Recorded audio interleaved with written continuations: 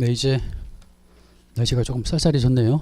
한참 덥다가 그나마 좀 나아진 것 같습니다. 여러분들 공부하기에도 조금 나아졌죠.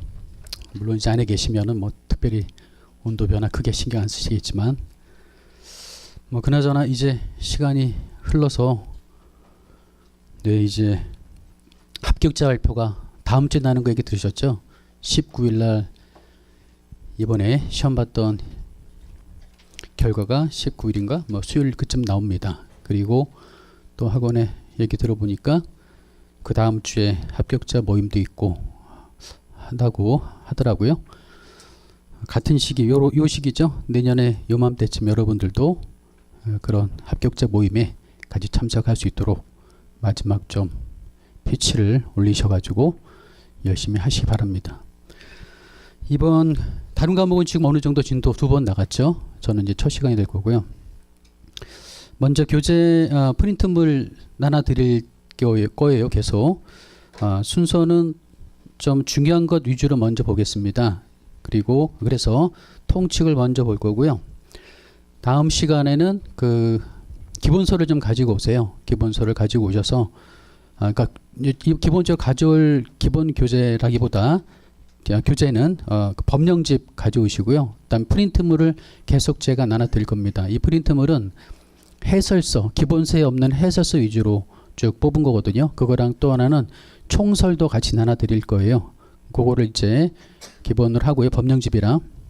그리고 예전에는 좀 해설서를 좀 위주로 봤는데 고민이 많이 되는 부분입니다. 이게 해설서가 시험에 좀 많이 안 나오잖아요. 예, 주로 나오는 게 주규정입니다. 그리고 또 그 분량도 그 채점 범위도 거의 50점 가량, 100점 만점에 한 반 정도는 50% 정도는 거의 주규정, 뭐 경우에 따라 매년 스타일에 따라 조금씩 틀리지만 거의 주규정이 50점 정도 나오고요.